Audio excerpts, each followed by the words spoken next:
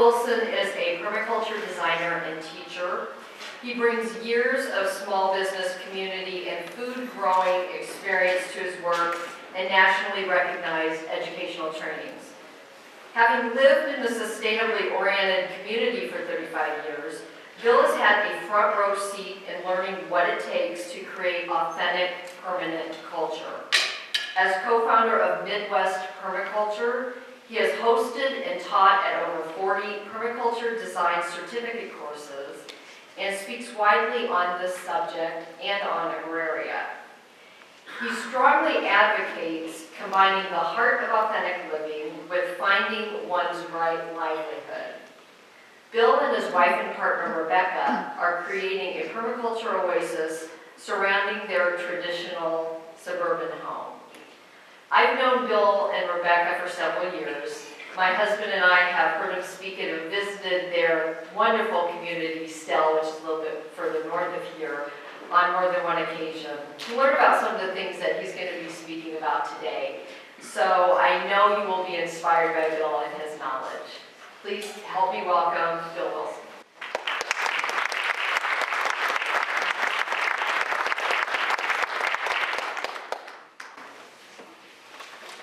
Everybody get their handouts? So I sent these to Casey days ago, and last night, in the middle of the night, I woke up and I go, no, the presentation I want to get today is very different than what I was thinking of. So I've been working on it overnight and this morning. I was driven down and I've changed plans. I'm curious to see what I put on here. I guess we're all going to find out together what I'm going to be talking about. So I need to talk about the subject at hand that was in the description. But I want to be able to take the subject of permaculture and just make it real for us. How many of you have heard the word permaculture and kind of have a sense of what it is? But when you look into it, you kind of come out maybe a little more confused than when you went in. Have you had that experience? Yeah, quite a few of you. It's because it's huge. This topic of permaculture, it asks the question, what does it take for us to create permanent culture? A permanent culture, a way of living on the planet whereby, no matter how we live, when all is said and done, we've left this planet in better condition because we were here. What would it take to create that? And what aspects of our life would it include? Would it just include how we grow food, which is permaculture originally started with how do we grow food perennially? That's how you pronounce that? Perennially? That's it. So permaculture started there, but it very quickly expanded and said, it started asking the deeper questions. Where do we get our energy from? Where do we get our water from? How do we build our structures? Do we generate trash and pollution when we do all this stuff? And so permaculture's been around 35 years and it continues to expand. And Nancy mentioned that Becky and I lived in this small community in Stell for 35 years, which has an emphasis in sustainability. And that's where our interest came from in permaculture. It's this long-term sustainability. So I'm going to come back to these handouts here in a minute. But let's, here's what Stell looks like today. It was a cornfield 36 years ago. And today it looks like this. One of our sons is a pilot, so Peter and I went flying one day. So it's little, 110 people. That's some of you who grew up in a town, maybe that's smaller. Our main work is teaching these permaculture design certificate courses. We've taught over 40 of them now. So we have almost 1,000 graduates of this course. And then we have some in here. Would you raise your hand if you're a graduate? There's 4 or 5 or 6 in here. Okay, you didn't raise your hand for very long or very high. But the permaculture design course, it's this really comprehensive dive into this field of permaculture. They last a week. They're 8 days long, actually. And we look at all aspects of what it takes to live. So we've taught them at the University of Wisconsin, the Arbor Day Foundation in Nebraska, California Institute of Earth Art and Architecture. We've taught 3 courses out there.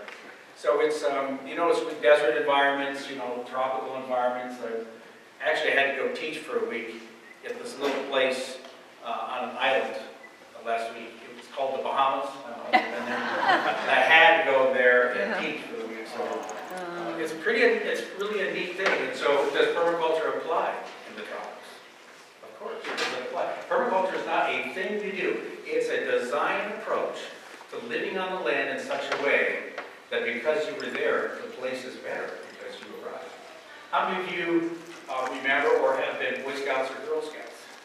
Yeah, so like I was. And I remember the very first camping trip we ever went on. I was 12 or something. And I remember we all got out of the cars and we're all excited. We're going to pitch our tents, we're going to set up and get all ready. And our scoutmaster goes, whoa, whoa, whoa, whoa, whoa, wait everybody, come over here. We're going to walk around this campsite first. And we're going to look at this campsite. Because on Sunday morning when we leave, we're going to leave this place in better condition than when we arrived. Remember that? Hey, doesn't that just make sense? It doesn't that just sound like a courteous thing to do? If you're going to use a place, leave it in better condition. That's all that permaculture is. How do we as humans live on this planet in such a way we have left the campsite, we have left the planet in better condition than when we arrived? So that's what it's about. That's what we're going to do. That's what this is about. So today I want to show you just a permaculture applied. If you're doing these four things, you're doing permaculture. And to Bill Mollison's credit, this is the gentleman who coined the term permaculture 35, 40 years ago. He says, I don't care what you call it or what we call it. Let's just do it. What's really important is that we take care of the natural world and each other. But he says, if you do these four things, if the wastes around you are becoming resources, if productivity yields are increasing, if the work is being minimized and the environment is being restored, you're doing permaculture. The odds are every person here has done some aspect of permaculture because you've all taken and done things like this. To put it a little more, to try to find a little bit more clarity to this, the idea is to reverse what we call the consumption model into the creation model. How many of you are aware that as a human species living on this planet, in general, mostly Western cultures, we tend to take resources out of the environment, turn them into something, and then we throw them away. All right? That's a very consumptive lifestyle. And when we do that, we tend to pollute in the process. That's consumption. The idea in permaculture is to turn that thing on its head. How do we get everything we need, but do it in such a way that we're creating it, we're not consuming it? So example, is it possible to build topsoil while you're growing food at the same time? Yes. Hell yeah. As my father would say, hell yeah. I don't have time to tell you that story, but it's a good story. My dad's 90 years old, and Mom and Dad still live next door to us. And I'll show you a picture of our house. We permaculturized our whole yard. And Mom and Dad says he's got a $3,000 zero radius riding mower, The last thing he wants on his yard is any holes or trees or anything like that. He just wants to be able to mow his lawn. So when you look at my folks' yard and our yard, it's quite a contrast. But, so Dad one day jokingly comes over, and I just dug a bunch of rain gardens in our yard with the help of some students. He goes, so what do you got here? I said, oh Dad, this is really cool. When it rains, the rain comes down and comes off the roof, and it comes out and fills up these rain gardens, and the water soaks in, and they fill up with water when it rains. He gets kind of quiet. He goes, Bill, well, hell yeah. If you dig a hole and it rains, it's going to fill up with water. You mean people are paying you to tell them how to dig holes so they'll fill up with water? Anyway, so that's one of the fun expressions in our design course as well. Hell yeah. Is it possible to produce the energy we consume out of current sunlight? Just let me ask the question, do you think it's possible to create the energy we need from current sunlight? I'll tell you the answer is yes.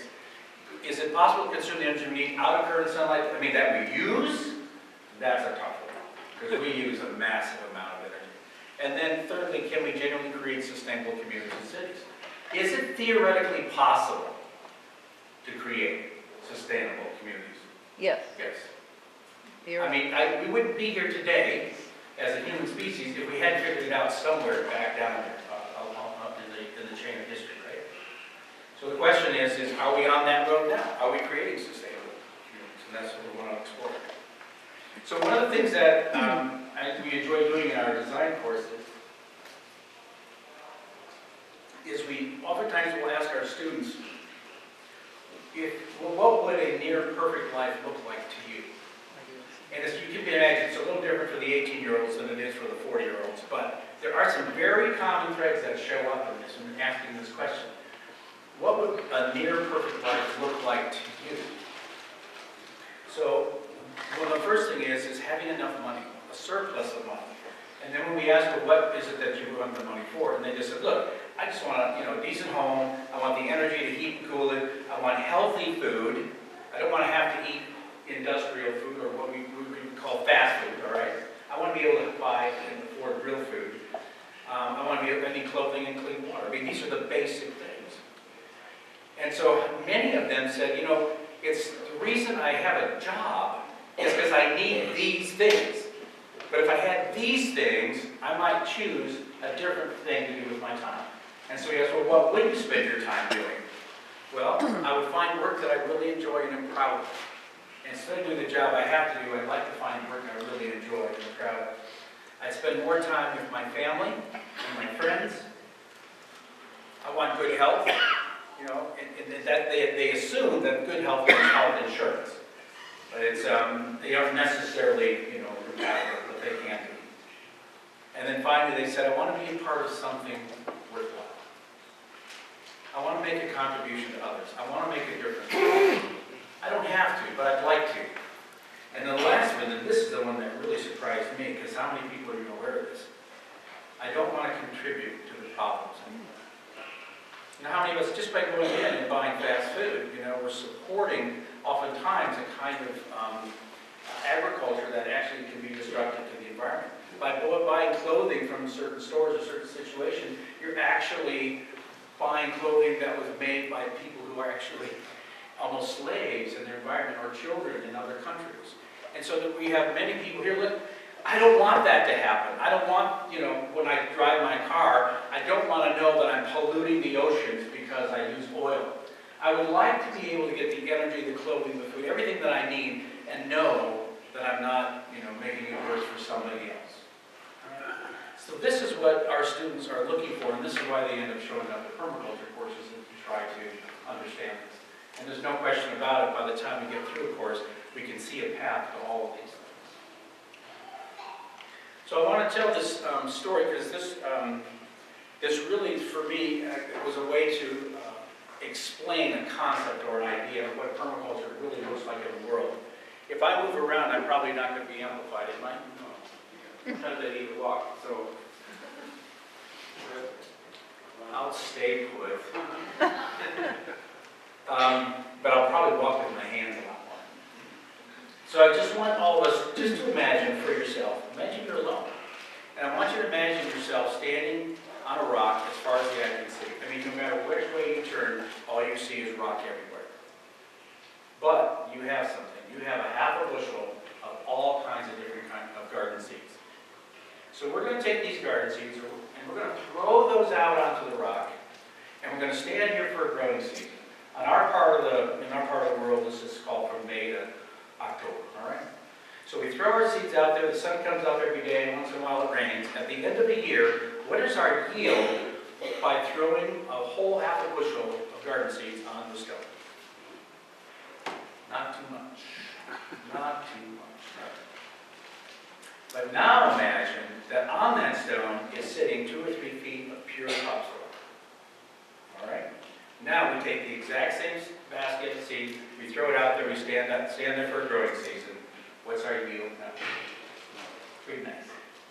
Much better. That's how important topsoil is. And many of us are not even aware of this, but our #1 export in this country in terms of boatloads, truckloads, quantity, just sheer volume of something leaving this country. It's not corn, it's actually topsoil. We lose massive amounts of topsoil through wind and rain erosion. I'm going to take this one question, and then what I'm going to ask you to do is hold your questions to the end, because I am going to cover a lot of ground. Where is the topsoil mostly taken from in this country? In this country, I think it's about 50-50. Half of it is through sheet, real erosion, which is coming right off the surface of the ground, and ends up in mostly our rivers. If you go to the mouth of Mississippi, what do we call the mighty Mississippi? What's another word for it? The muddy Mississippi. How does it get its name? You take a gallon of muddy Mississippi water, put it in a centrifuge, spin it, measure the suspended solids in that water, now multiply that times the millions of gallons that's moving through the mouth of Mississippi. And you come up with a truckload of topsoil every 3 to 10 seconds. Oh. It's stunning. It's really stunning. It's unbelievable. And I couldn't even believe these numbers, so I go to the USDA and look it And they said the amount of topsoil that we lose just in the United States on an annual basis, 1.9 billion tons. And it's probably higher now because we've been actually removing a lot of green belts in order to get more planting. And they said if you added, put all the topsoil that we lose in wind and rain erosion and put it in the rail car would run around the globe 7 times. It's stunning, isn't it? I still don't believe it. Can't be true. Forget that one. Forget I just said it. It can't be true. The next biggest export is corn. Our third biggest export is trash. Those are our big 3 exports. So now we've thrown our seeds out there, we put it on that 3 feet of topsoil, and we got ourselves some kind of a yield, all right? But now let's imagine it's not you and me standing on this rock. Let's imagine it's our parents 30 years ago. And they're standing in the exact same place, 3 feet of topsoil, half a bushel of seeds. So they say, yep, we're going to eat this year. They throw the seeds out there. But they say, you know, someday we may have kids, our kids will be here, maybe even grandkids. So while we're kind of tending these vegetables, I'll keep an eye on them. Let's go to the back of the property. Let's put in some of these massive nut trees that we're familiar with. The oak, the walnut, the chestnut, the hickory. How many of you spent underneath one of these trees in the year when they actually drop their nuts and you can barely walk because there's so many nuts underground? That's how productive these are. And now in front of those, let's put in these stately fruiting trees, standard size fruiting trees, the pears, the apples, the cherries. How many of you see those when they're fully bloomed? And you could easily have 2,000 or 3,000 apples on a single tree when the branches are hanging down. And then in front of that, they put in things like serviceberry, which is like a tall blueberry bush, right? It's called Saskatoon. They put in hazelnut bushes, right? Because they'll produce nuts in 3 or 4 years. You don't have to wait 15 years for nuts, right? And then they put in things like gooseberries and currants. They put in raspberries. They put in asparagus. They put in rhubarb. Think of any kind of a perennial plant. And they took some time and they started putting those plants in. And 5 years into the project, they had to spend a little time, keep an eye on them, protect them from whatever, deer, and make sure they were alive. But they were established. And 5 years into this, they have to leave. And you're born. And they're far, far away. And all of a sudden, you're 25 years old. And they say to you, you know, you're talking about moving back to land. We had a piece of land. We planted a whole bunch of stuff on that. Let's go back and see what's going on now. So 25 years later, you and your parents come back, and now you're standing in the exact same spot. Now let's stand here for a year and look, what is our yield in that situation? It's massive. Back up the trucks. There's so much in the way of nuts and fruit and berries and anything else that they put into that system. Yeah, you may have to clean some weeds out there, spend a couple of weeks cleaning it up and prioritizing certain things. But you have a massive harvest coming out of that. Now, how much work did we do? How much planting did we have to do? How much herbicide? How much pesticide? What did we actually put in that system? What have we done with that system for the last 25 years? Nothing. We did nothing. And it still came up in huge abundance. That's a perennial system. That's a permaculture system. That's what we're talking about here. And besides that, what else would you get out of that environment? You're looking at now a food forest, right? What else do you get out of a food forest 25 years later? What are some of your other yields? Well, from the hazelnuts and the other one, chestnuts, you can get vegetable oils, biofuels, wood for heating. Yep. What else do you get? Wood, energy, right? Very productive humus there. Are you building topsoil or losing topsoil? Building, Are you holding water or losing water? holding, Yeah. And you're not doing nothing. You weren't even there for 25 years. stun, What? sheer, total, utter neglect. Mark Oh, Shepherd. yeah. Stun. What else do you get out of that environment? What else? What are some of the other yields? And I know what you two are thinking. How about beauty? How about just shade? How about just protection from the wind? How about wildlife? Is there more wildlife in that than there would be, say, in an annual agricultural field? Yes, Of course. honeybees. And who's doing all the work? Animals. They are. The system is doing it, because it's what the system wants to do anyway. If we walked away from all of our farm fields, what would happen to all of them? Over time, they revert back to probably what they were, mostly prairie, forests, and swamps. So that's all we're asking to do in permaculture. Look at how little work there is involved. It's design. And we could develop these systems to be very productive and particularly produce those items that we favor. And it could be very economically viable as well. So let's go back to remember the question that I asked our students. What is it that would, for you, would create a life that you would feel a sense of abundance, security? And one of the first things they said, we need money to pay for home, energy, healthy food, clothing, and clean water, right? So the question is, well, then where do those come from? Well, they come from money, right? If you have a good wallet and it's full all the time, you can get all that stuff. But assuming we think that way, where did the people who we bought it from, where did they get it from? Where does that stuff come from in the world? It's not Walmart. Nature. It all comes from the natural world. Your home, think of wood. Your energy, think of wood. Where does coal, oil, and natural gas come from? Where were they billions of years ago before they turned into rock solid liquid? They were plants. They were organic matter. That's all oil, gas, and coal is. It's plants, ancient plants. It's the carbon in the plant that we're harvesting billions of years later. But it was in the atmosphere, and with the energy of the sun the plant took CO2 out of the atmosphere, created these long carbon chains, and that's what creates the physical world. What's your body made out of besides water? Carbon. We live in a carbon world, all right? All of that comes from the natural world. And that forest keeps water clean, right? That forest builds topsoil, cleans water, and puts oxygen into the atmosphere, right? So where does the natural world come from? And that's why permaculture, when we look at any kind of a system, and we're looking at trying to create a future for us as humans, we're talking about how do we revegetate the planet. If you put plants on the landscape, you will take care of the human race. You will take care of the animal kingdom. But plants come first. Let me show you some examples here. Okay, first of all, you notice I don't use nuts, so I have to remind myself. But we don't eat that much in the way of fruit and nuts. We're not from California. Where will all of our basic grains come from so that we can have our bread, morning cereals, our cake, and our crackers?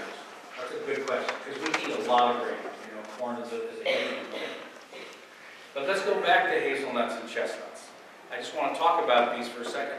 What makes up chestnut and hazelnut, or most nuts? What is the basic component in them that we measure, that we quantify? Protein. Carbohydrates, protein, and oil. All right? What do you get from corn and soy? Why do we grow those? Carbohydrates, protein, and oils. We get the exact same thing out of nuts that you get out of corn and soy. There is no question in the world, if we just decided we're just going to grow all kinds of nut trees, we could produce all of the carbohydrates, proteins, and oils that we need. A perfect example, this is the work of George Washington Carver. This was a gentleman who he spent his life at Tuskegee teaching, but doing a lot of research. The freed slaves were given the worst land in the South, and so they could still grow sweet potato, peanuts, and soybeans, but there was no market for these. These were considered hog food. So he said, well, let's create other products that we can provide to the culture that the culture needs, and then generate income for farmers. So he came up with hundreds of recipes for these three items. Just for the peanut alone, there's over 100 different recipes. And I'm not talking about, peanut soup in a recipe. I'm talking about formulas for, look at this, dyes, paints, adhesives, plastics, and fuels. Where do we get this stuff from today? Oil. From the ground. And where does oil come from? Plants. Why do we have to wait 5 billion years until a plant goes underground and turns to coal or oil or something else, and then extract the carbon? You can extract the carbon from yesterday's plant today and turn it into stuff. That's what these algae plants are all about. Let's grow algae from our sewage systems, grow algae. We harvest the algae on one day, and 2 days later, it's oil. And it can now be made into this computer. Woo-hoo. We do not have to wait 5 billion years and destroy the planet to get energy, to get carbon. It's in plants. And if you've got a system that's not a bare field, but it's a food forest, guess what you have coming out of that food forest? Energy. Excess biomass, lots and lots of carbon. And you can generate energy, and you can build things with it. And by the way, the very plants that are processing corn and making all of our cereals and our crackers and our bread and all that stuff, it's the exact same equipment. Back up a truck of nuts, remove the shell, turn it into a mash, and the exact same equipment's going to make the exact same stuff. And we'll put lots of salt on it, and we'll put that cheesy stuff that tastes really good, and we can eat all this stuff in mass quantities, and we won't even know we're eating nuts instead of corn and rice or whatever. So we can still be unconscious and eat junk food, but it can come from a sustainable form. By the way, he was a contemporary of Henry Ford and Thomas Edison, both of which tried to get him to come up and work for them in the North. But Henry Ford had a problem in the Model A. The Model T was very successful, but they had a lot of wooden tires and very hard rubber. And he needed a soft rubber tire for the Model A. He went to George Washington Carver, can you help me come up with a rubber compound?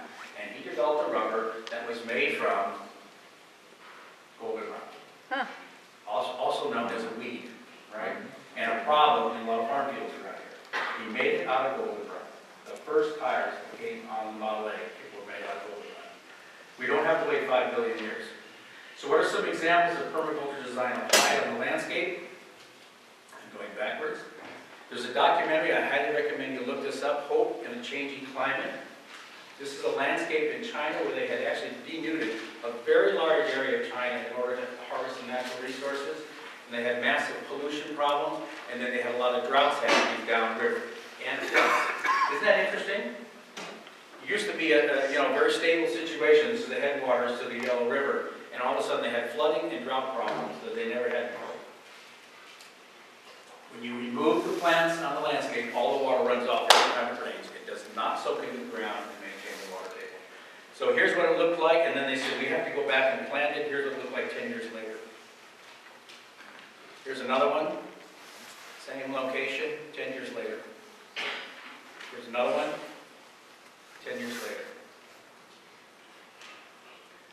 So this is very familiar to me. This is I just took this picture down the road. When we have a really good rain in the spring and there's not a crop on the ground, this is pretty common that many of you see this. But what could that look like if we wanted to take, let's just say, take the areas that are really steep on our farms or that where there tends to be a washout. What if we put a perennial crop in there? What would it look like? Well, guess who's doing a lot of research on that? The University of Illinois. Anybody ever hear of that university? Yeah. All right, and so the woody agricultural, the woody perennial polyculture system, is Kevin in the room? Is Mary Kate in the room? There's Mary Kate. So Mary Kate and Kevin and others, there's probably somebody else in this room who's working on that project. Thank you very much for this research.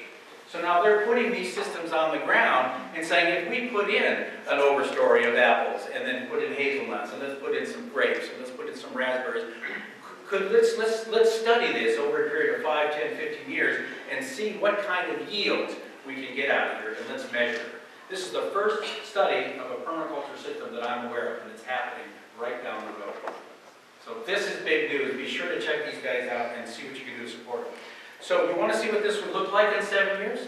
Here's a 7-year project right here. This is actually just north of very southern part of Canada. So these are, there's an overstory of nitrogen-fixing trees that fix nitrogen into the landscape. In this case, they're using honeysuckle. You could also use black alder. And then on either side of that, he's putting in fruit trees. And a lot of different varieties. He has over 100 different cultivars of fruit trees. Everything from cherries to apples. Just alone, he has 100 cultivars of apples, right? And so the plants are all mixed up in there. So if you're an insect and you like this kind of apple, and you're into it, when you go to the next tree, guess what? It's not the right tree, it's not the right apple. You kind of have to stay in this one little colony. It limits the amount of insect pressure that they get. So here's what it looks like from the base of the canopy. Here he is underneath the canopy. You see those are cucumbers, right? So he's got vining plants growing on the nitrogen-fixing trees. So he's growing his vegetables on the ground underneath in his orchard. Stacking functions. Why just harvest one item? Why not stack just like our parents stack these systems? He's doing the exact same thing. And there you go. That's why I made this handout. So here's an example of a stacked system. This is a system very similar to what we designed for our place in Illinois.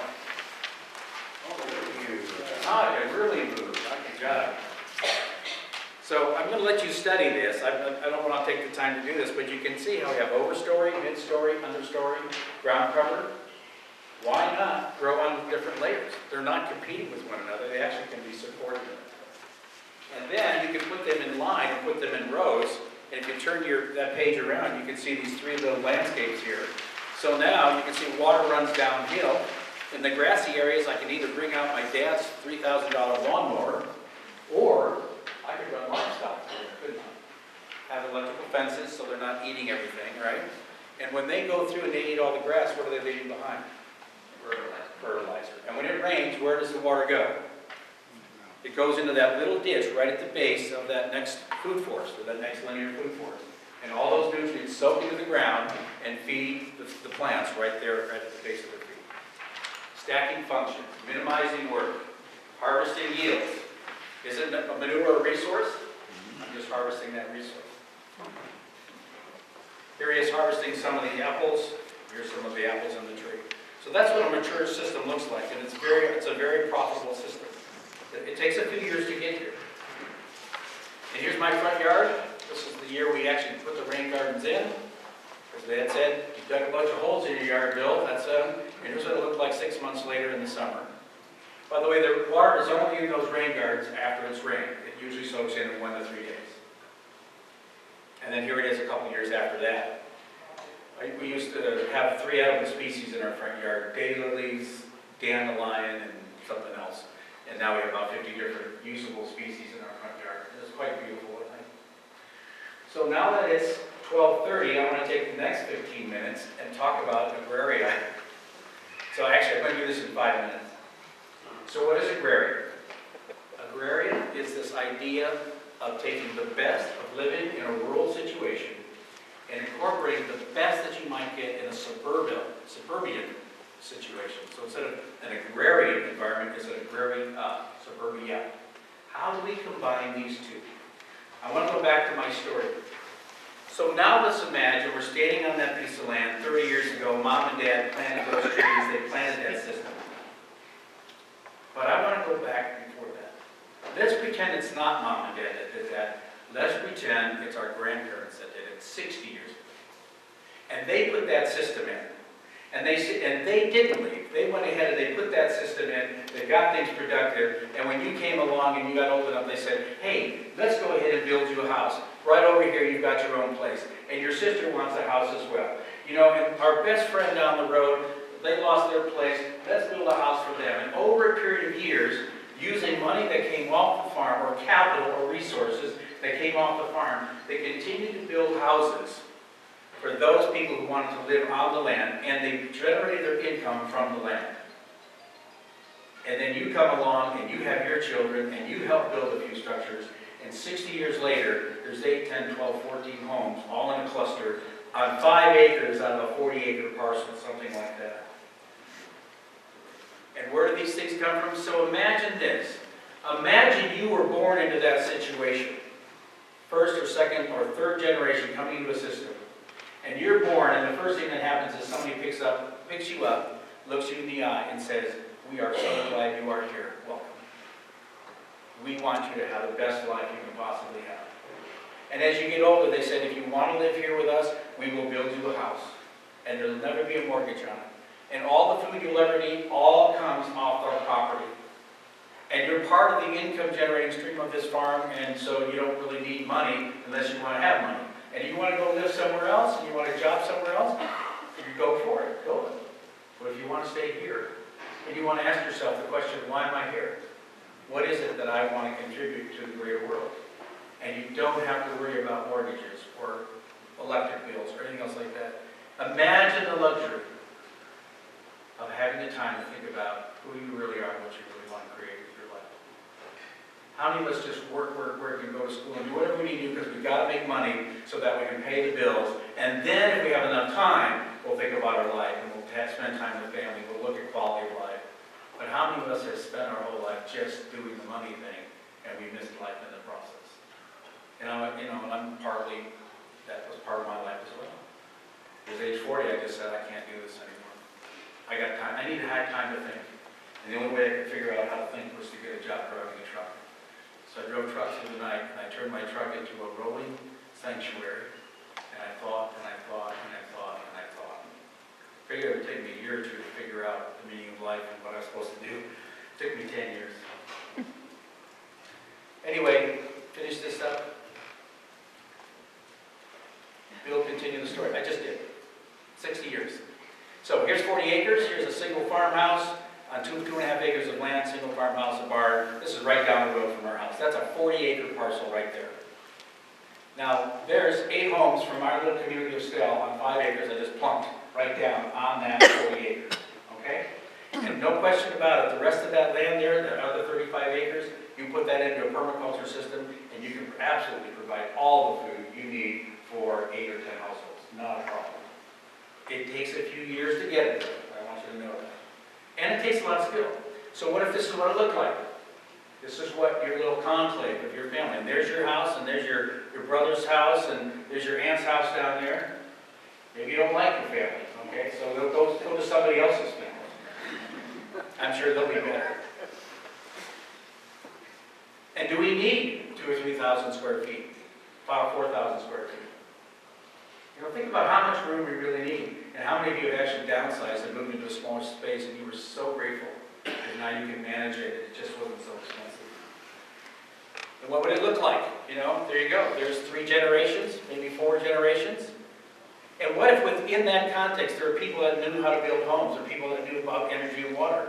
Some of us knew about cooking food and child care, health care, animal care. And so that a lot of the needs that we had on a day-to-day basis or week-to-week basis were fulfilled by members of our own family or our own small community, an agrarian community. And what if also we developed certain businesses? I mean, look at all the different kinds of businesses a small group of people could create. And I'm talking about anywhere from 15 to 35, 40 people. Blacksmithing, lumber milling, greenhousing. And what if you got known as, you're the place to go anytime you need something welded, or something, any kind of energy work done? Everybody knows in the area, you're the people to go to, and that's how you generate income for your family, extended family. You'd have to create an economic model. You want autonomy. You want your own space. There are times in your life you don't want to deal with anybody. I totally get that. Been there plenty of times. But the quality of life skyrockets. We have a tool co-op in our little community we've had for 35 years, 34 years. Started with a lawnmower. And I have never had to store a lawnmower or a pressure washer or a log splitter or a chainsaw or ladders. They're all sitting in the garage. When I need them, I just go over and get them. Did I sacrifice? Did I lose my quality of life because I don't have a 2-car garage filled to the brim with all those tools? Or did my quality of life improve because with 1/50th of the amount of money, I have access to all those things? Yeah, but the ladder was dirty when I borrowed it, or the chainsaw needed sharpening. My life is so tough because now I have to sharpen the chainsaw because somebody else made it dull. That is the overhead of community.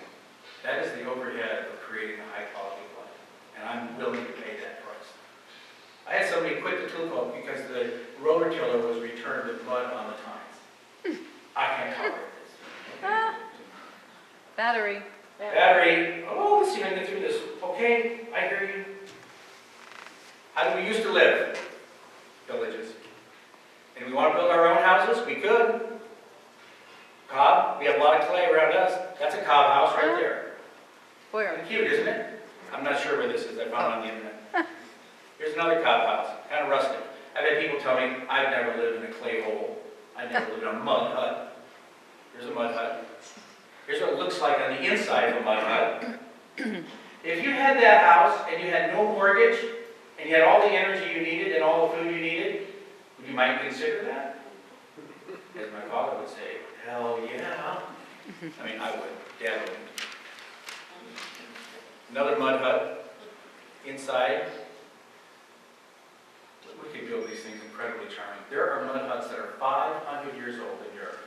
made out of cobwebs?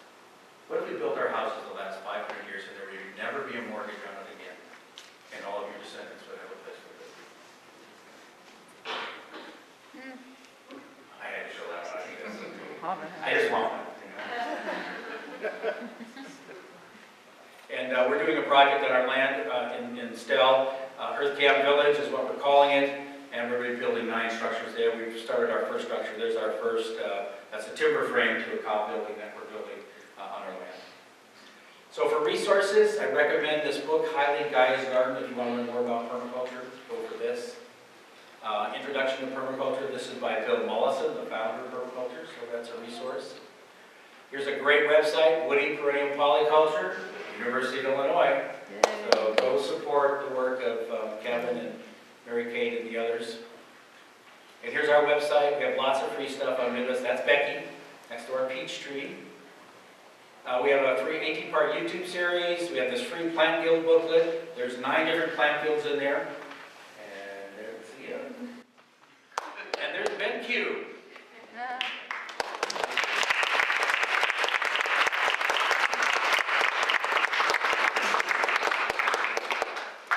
I have the cord, but there's just a few more. And there's a picture of some of our interns. We have an intern program, so if you're really interested in this, feel free to contact us. All that information's on the website. And then the last thing on there was a quote by Bill Mollison. And let me just tell you, then we're going to be questions and answers. The quote is this. Founder of Permaculture says, even though the challenges before us seem increasingly complex, the solutions remain embarrassingly simple. That's true. They really are simple. It's just choice. We can design the system whereby we can live abundantly well and take care of the planet. We just have to choose it and then move in that direction. And will it happen overnight? We're talking about changing the way we've been thinking and living for hundreds of years. So permaculture is going to, let's give ourselves 100 or 200 years to make the transition into another way. But some of you in this room, I know this message has hit home. I know you're saying, this is my song. I knew there had to be another way. I just want you to know there is. It's real. Follow your heart. Follow your gut. It's possible for us to create a world where we can take care of each other and the planet. Now that's the end. Now you know.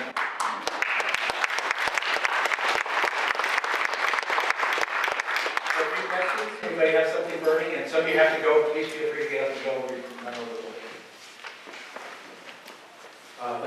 Thanks for that, Tom. Sure.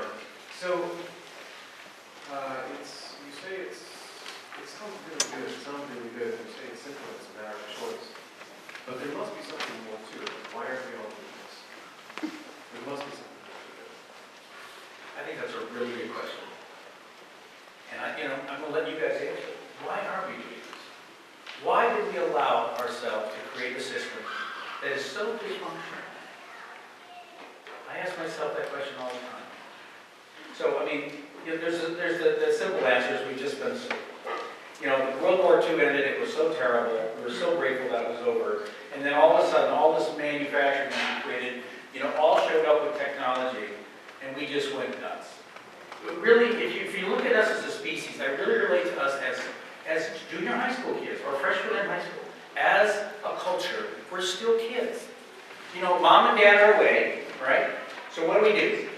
Call everybody up, let's have a party, the stereo's on, the TV's on, right? The front door's wide open, the furnace is running, the refrigerator's open.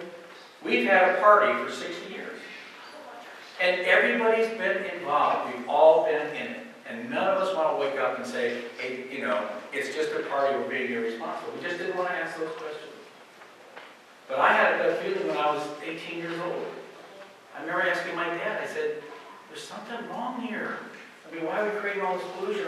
Well, Bill, I'm sure there's people that are thinking and they're organized and they're sorting all this stuff out, and I'm sure they're really interested in the greatest good of all concern. But as I looked behind the door, looked behind the veil of our culture, we have a lot of areas that we need to focus on and work on. It doesn't mean we're not wonderful people. It doesn't mean we haven't done amazingly wonderful things. But as a species, as a culture, not a species, but as a culture, we have made unconscious decisions that have been very, very destructive.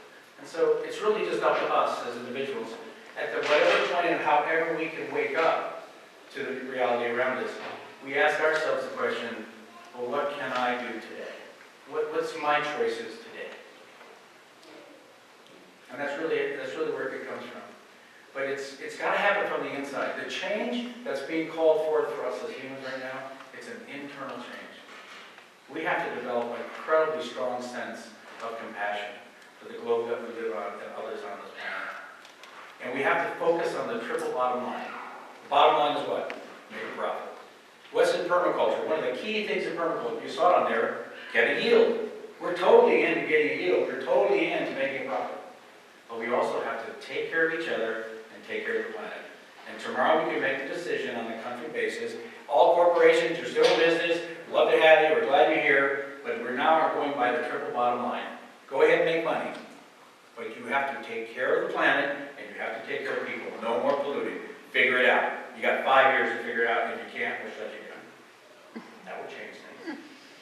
Okay, big question. Another question? Thanks for asking. How do you envision the harvest from the 40 acres by the group of people living there? How do you envision that being harvested and then preserved to provide resources for a year's worth of eating? Right. It would be pretty much the same way that it was done maybe 100 to 150 years ago. So we would grow a lot of root crops, in this climate anyway. We would grow a lot of things that would keep through the winter months. And then we would harvest as things come in, as they are ready. But the harvest begins, as you know, in March and April, when some of the very early perennial greens show up, and we can start harvesting those greens. And then we start harvesting from them all the way to the point of November, early December. We're harvesting all that way. That little hobbit hut I showed you on there, that actually is a root cellar. Yeah. So root cellaring is one of the keys to that. And then I think there's probably a place for some greenhouses. But this is very different agriculture than what we're familiar with. And it's going to require, more people. But if, it's one of those things, if I didn't have a mortgage and I didn't have this job I had to go to 40, 50, 60 hours a week, what if I had to put 4 hours a day into providing for all of the needs for myself and my family? And today I pick apples, and tomorrow I harvest potatoes, and the next, I kind of like that idea. Maybe I'm naive. But we are talking about going back to the way we farmed 150 years ago. Those were backbreaking days. We're talking sun up to sundown, working with horses and pulling the plow, and we're talking about massive amounts of work. I'm talking about the amount of work where we planted something, walked away, 25 years later, we come back, and here's the bounty. Now what we become are harvesters. And we harvest every day, all year round. Thanks, that's how I imagine it. Yes? There's a mic over here. Go ahead, answer. I probably don't need a mic, I got a big loud voice. I just want to, this is less a question than can I just originate something? I grew up in this area, and then I lived in California for 45 years, came back a couple of years ago because I inherited 20 acres. And I knew I couldn't do GMO corn and soybeans. It's not healthy for one thing.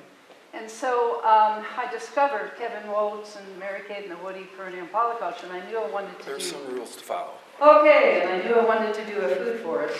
And then just recently, I read the book Restoration Agriculture by Mark Shepard. And I just want you all to know that that's an incredibly good book. But when I first went to the field day at Kevin out on the research plot here, when he said, and the chestnuts can do what the corn products do, and the hazelnuts can do what the soybeans do, for me it was a eureka moment. Because I've been looking, I knew I couldn't just say to all the farmers around here, stop doing what you do, stop it. Can we get to a question? And so, no, I told you this is not a question. This is just adding in the fact that Don't be greedy. what he's talking about is a financial alternative, viable financial alternative to growing the conventional farming. That's all. Thank you very much. Okay. Thank you.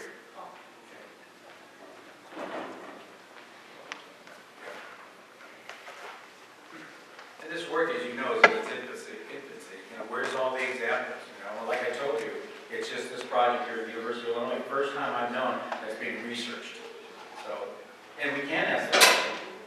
How come we haven't been researching that for the last 100 years? How come? And it's because it wasn't the song we were singing at that time. We really got on the bandwagon of mass producing. And look, we've done an amazing job. you know, the farmers in this country, the ingenuity, the creativity, the hard work, and you know, wonderful, I mean, amazing work and wonderful folks. I mean, how many of us have gotten on an airplane or gotten in an automobile in the last, 6 months or a year? How many of us turn on lights and electricity and furnaces? Guess who's part of the problem? We all are part of this problem. So we have to redesign or rethink the way we're doing everything. So it's not against anybody, it's just a matter of how we create the alternatives.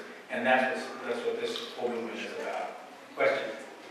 Seeing your the community that you live in Yeah. brings to my mind the majority of Americans who live in cities. The concepts and the kind of ethical practice or philosophical practices of permaculture, I do believe can be applied to a city. However, it's very different, and to me it seems much more challenging. So talk about cities in the future. Will they survive? Yeah. I think it's a natural tendency for humans to want to cluster. And so, I mean, the village, first is the family, the clan, and then it turns into the small community of the village, and then it turns into cities. And so, there is no question about it. It can happen. I mean, we can take our city environments and we can create them to be wonderful, wonderful places. And where there is abundance, we can grow. In most cities, we can grow at least half of our food within the city limits. So, I mean, it's interesting. In Illinois, we have some of the richest farmland in the world. I'm not talking about, in the United States. In the world, there are farmers on the other side of the globe who wake up in the middle of the night dreaming about Illinois farmland. That's how amazing this is. And Illinois imports 93 to 95% of all the food we eat. How the heck did that happen? Richest farmland in the world, and we import our food. That's pretty amazing. So it can happen, and we can do it in urban environments. But it's really going to be a huge social experiment. We really have to look at how we relate to one another. Just as we lost our ability and our skills to know how to grow our own food, preserve our own food, take care of our own needs from 100 years ago. Think of how many skills the average American had. And today, very few of us even have those skills. We also lost the skill, in my opinion, on how to have patience and tolerance for one another. Because we don't even have to deal with our parents anymore. They get their own house and we close our doors. And we'll just go over and see and take them out to dinner or something like that. Now we don't have to wait for our parents. As our kids get old enough, ship them off, right? We don't like our neighbors. That's why I'm convinced that's why we got the garage door opener. So you can hit the button, even before you hit your house, right? You hit the button, the door's going up, you could pull in and hit the button on your way in so the door comes behind you, and you don't even have to talk to your neighbor. You don't even have to know what their name is. Oh my God, is this freedom or what? Is this wonderful? But it's really pathological to not even know who our neighbors are and not even want to know because, there'll be someone that they'll disagree with me on something and I won't have to deal with somebody. We have lost the ability just to be kind and patient with one another. That's a skill we got to learn too. So we have to learn that in the cities. But there's amazing things happening in the city environments and how people are taking permaculture type thinking. How many of you are familiar with Growing Power in Milwaukee? If you haven't and you're taking notes, check out Growing Power in Milwaukee. It is a fantastic project. Will Allen has been at it for, I think, 25 or 30 years now. Great urban project. The other question? Yes. If somebody was thinking about starting a community like yours, if somebody was thinking about starting a community like the one that you have, what kind of advice would you give them in terms of starting out? This is going to have to be kind of short, because that's a huge question. Becky and I have been living in this small town for 35 years, and it's really we're still learning a lot about community. But what I can tell you is that all of these systems that I've described, unless you're a lone farmer, it's just you and your family, you build your own little system. If you're going to be working with others, the Achilles heel in creating any of these systems is the human relationships. And ultimately what it comes down to is emotional and spiritual maturity. That we get together, how many of you have been in a situation where you get together as a group and everyone's kind of excited about, oh, let's get together and let's do this and we'll figure out this and this and this and we'll provide this service, it'll be this really cool thing. And there's this excitement. And then you go to your next meeting, or for sure it'll show up by the third meeting, and you start comparing, well, how are we going to do this? And there's all these kind of different ideas. And there's always one or two people that, you know, they have all this experience and they got all these degrees or whatever, and they come and say, I figured it all out, here's how we can do it, and if we all just do it this way, it'll work. And then somebody else will say, you know, Mary, I've done that before. You know, I've had a lot of education and training this too, and I've learned that that won't work. What we really need to do is this. And now the group is divided, and now you're trying to decide which way you're going to go. And people's feelings get hurt, and people start talking behind everybody's back. This is kind of like junior high school. This is really what it is. We as a culture, as humans, emotionally, we're still in junior high school. You're not nice to me, I'm not going to be nice to you. I'm going to talk about you behind your back. It's really childish. So that's the answer. How do you build community? You build emotional and spiritual maturity, which means having it on the docket, which means you're not going to get there overnight. You're not going to find all those people, but you get together and you say, we know we have a lot to learn about this and this and this and this, and how to communicate and get along with one another, and not make it other people's fault because I'm hurting, because I feel, you know, somebody didn't listen to me. Okay, well now I'm going to go eat M&Ms for 2 days and tell everybody else how awful they are. That's how we do it. How many of you have been late and you move into traffic, you know, and all of a sudden the traffic is backed up? And it's not supposed to be this time of day, but it's backed up. How many of us get angry? And what are we angry at? The traffic. You think the traffic cares? You think the traffic got up in the morning and said, oh boy, you know, Bob's going to be late today. We're going to back up and really piss him off, right? The traffic doesn't care. Traffic is just traffic. But we get angry and we blame the traffic, and then when we get to work, we tell everybody about how the traffic was. Oh my God, can you believe it, you know? I mean, gosh, at least there was something exciting that happened today, right? That's where we're at. And it's the same thing. Just because this young lady here says one thing, you think it's funny, you start crying, you start laughing, you know? We get all these different emotional responses to one person saying one thing, and we all blame her for what she said. It made me feel a certain way. And if that was the way it worked, then we could say, okay, that's the way it worked. Let's fix her or get rid of her. But the truth is, she's just being who she is. She's just traffic. She's just who she is, a genuine person saying what she really thinks and feels. And there's all this different emotional response. Who created all the different emotional responses? We did. She didn't do it. We did. That's emotional maturity. And that's one of the things that we're missing, and that's the big thing in creative community, is learning that skill. It's huge. And it's hard work. But it's so rewarding. Oh my God, it's so rewarding.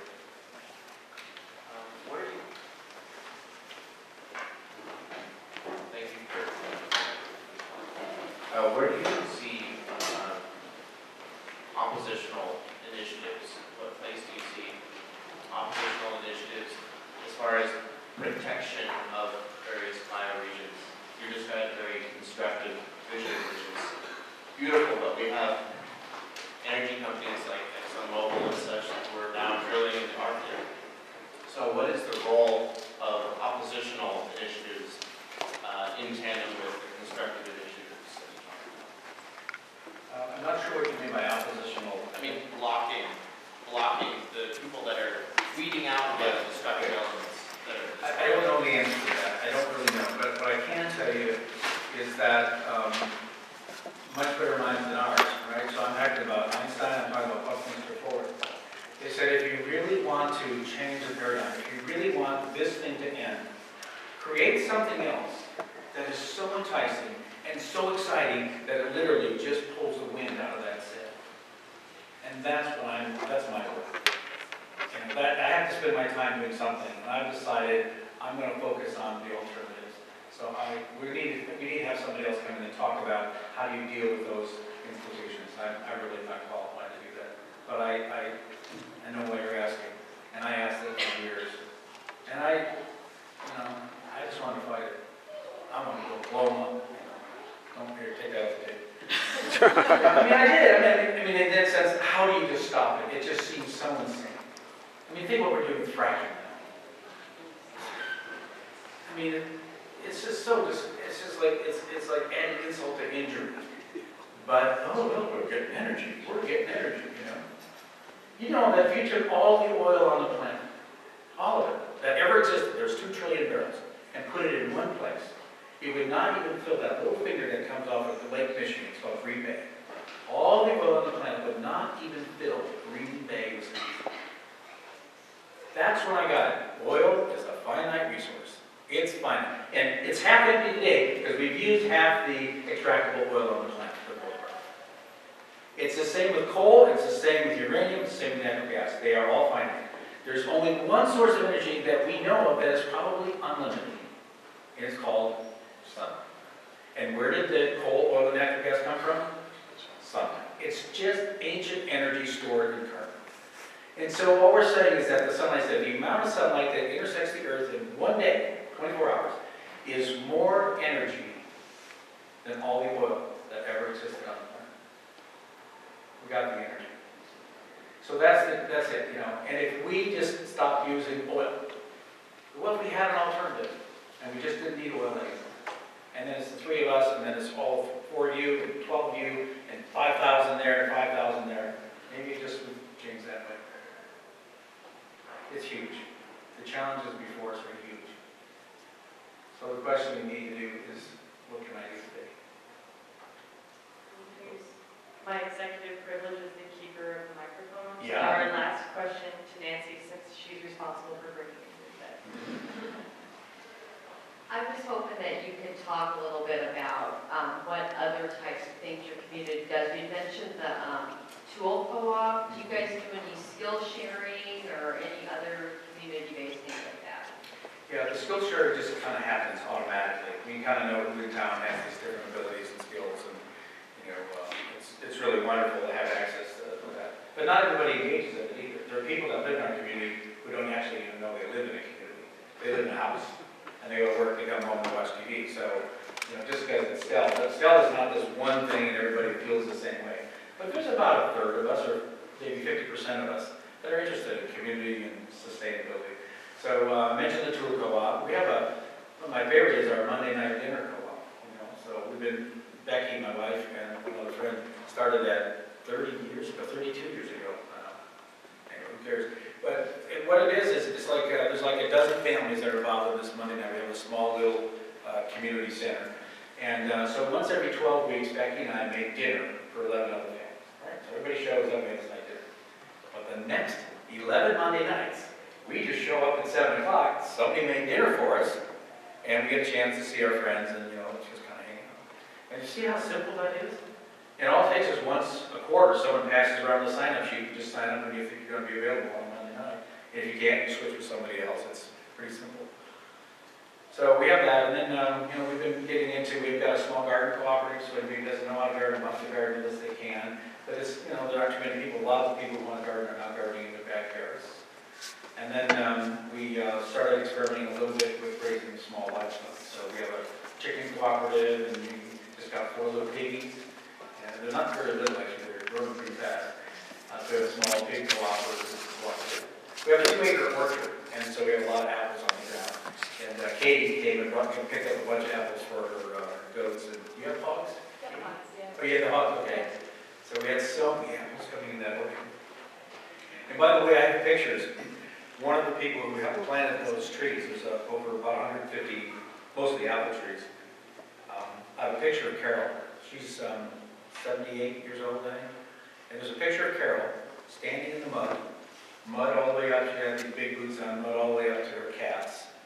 And there's corn stubbled everywhere, and she's putting these little twigs in the ground. Those are the apple trees. And now there are places in that orchard where it's like this solid canopy. So it takes plant and seed. We're the grandparents. We're the grandparents. What are we planting now so that our great-grandchildren can enjoy the 60 years? That was a real gift from Carol and the others. I mean, my God, we've enjoyed that orchard for so many years now. Now we're actually taking that orchard, we're going to convert it into a food forest. So instead of just having apples and pears, you know, probably within the next 5 to 10 years, there'll be 25 different species in that orchard.